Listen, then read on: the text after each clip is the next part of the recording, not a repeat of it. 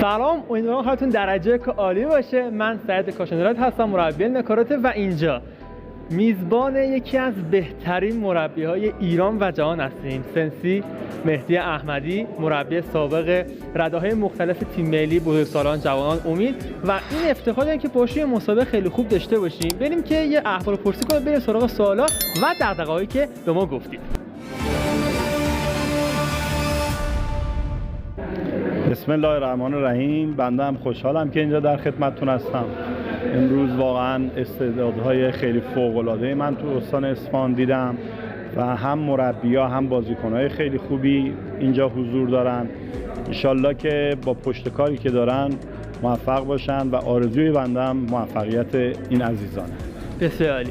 اولین سوالی که میشه گفت ذهن همه شماها رو برای رسیدن به سکوی قهرمانی و به خصوص پیراهن تیم ملی درگیر میکنه اینه که چطور بتونه این پیراهن به دست بیاره؟ این مراحل چیه؟ این سلسله مراتب چه کارهایی انجام بدیم؟ حتی ما یه آدم خاص باشیم یا نه ما که مثلا علاقه داریم تمرین میکنیم، تلاش میکنیم میتونیم به اون پیراهن تیم ملی برسیم. نظر شما چیه و شما چه مسیری رو به این بچه‌ها که واقعا تشنه تیم ملی هستن پیشنهاد کنید؟ ببینید، خواستن توانستن، اینو من خدمتتون عرض کنم.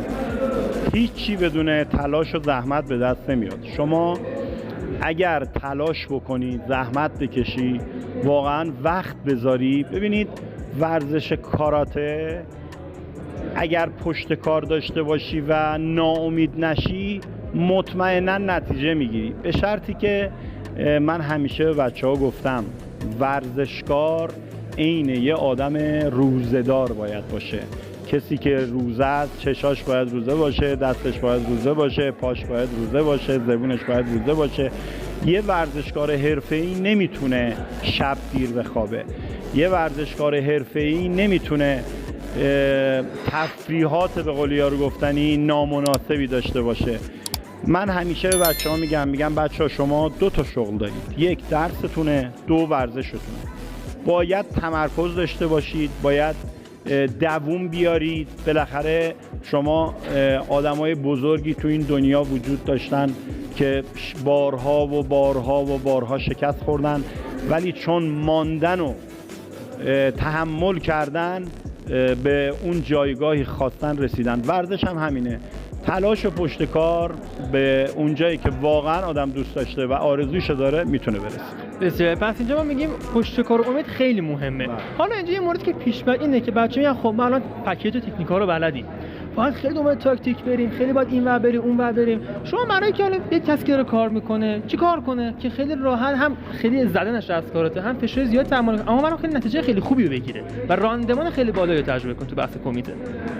ببینید خدمتتون عرض کنم که بالاخره یه مربی که واقعا تجربه مربیگری علمی رو داشته باشه، هم تجربی هم علمی، الان علم و تجربه دست به دست همدیگه دادن. ببینید الان تغذیه کمک میکنه، خواب کمک میکنه، تمرین‌های استاندارد کمک میکنه و مهمتر از همه به نظر من واسه ورزشکار مسابقات تدارکاتیه. شما ببین وقتی که میخوای بری یه مسابقات آسیایی، هر رشته ورزشی میگن قبل از اون 2 تا مسابقات تدارکاتی سبک داشته باش. میخوای بری مسابقات جهانی 2 تا 3 تا مسابقه باید تدارکاتی داشته باشی. این بچه‌ها هم در نهایت میخوان بیان مسابقات کشوری و نتیجه بگیرن. قبل از اون باید 4 تا 5 تا 6 تا مسابقات گوناگون مثل مسابقات سبکی که در سطح استانا برگزار میشه شرکت بکنن و مربیش هم باید 100% حضور داشته باشه و نقاط ضعف و قوت این بازیکن رو به دست بیاره و روش کار بکنه و مربی و بازیکن 50-50 باید با همدیگه آمیخته باشن که به همدیگه کمک بکنن و نهایتاً به اون جایگاهی که میخوام برسن. در واقع اینجوری میشه گفت هر کسی با هر آمادگی و هر تکنیکی با هر مربی میتونه به اون سطح برسه، فقط باید حضورش تو مسابقات خیلی فعال باشه. این تاکید شما رو بحث مسابقات زیاد و دیسیپلین و اینکه لایف استایل خیلی خوبی داشته باشه. درست میگم؟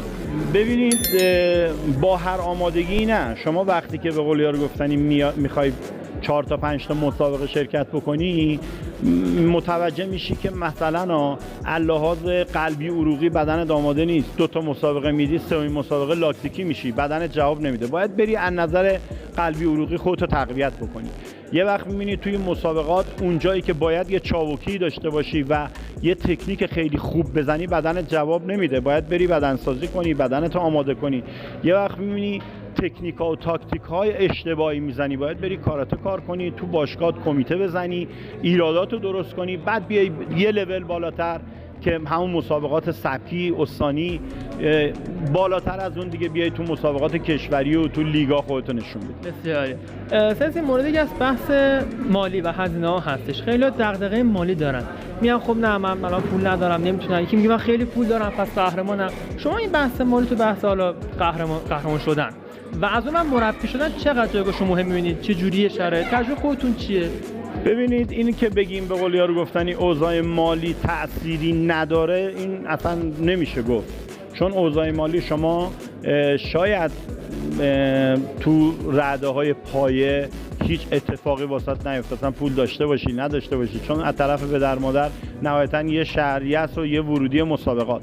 ولی وقتی که شما میای به یه سطحی میرسی، میای میشی مثلا جزو 2 نفر 3 نفر بازیکن برتر مثلا کشور، الان هم که متاسفانه چون به رنکینگ نیاز داریم شما باید مسابقات برون مرزی داشته باشی که خانواده ها متاسفانه نمیتونن الان اینجوری که باید شاید ساپورت کنن، باید اسپانسر داشته باشی که متاسفانه اسپانسری وجود نداره. شما یه جایگاه که میتونی واسه خودت 100% به دست بیاری باید بیای نفر اول کشورت بشی، عضو نفر اول تیم ملیت بشی و بری مثلا مسابقات آسیایی طلا بگیری و رنکینگ واسه خودت بگیری و مسابقات جهانی. بسیاری. و در انتهای یه جمله طلایی که زندگی بچه‌های کمیته رو تغییر بده. ببینید آخه بستگی داره این جمله واسه یک جمله خاک خورده باشه و ته قلبی باشه. ببین این واقعا میشه تمرین تمرین تمرین پشت کار، به جز این هیچ چیز دیگه نمیتونه داشته باشه. بسیاری. مرسی از شما که تا انتهای ما رو دنبال کردین. حتما ویدیو از دوستات بفرست تا از این تجربه سنسی عزیز استفاده کنن و به اون جایگاهی که میخوان برسن. دمتون گرم. مرسی.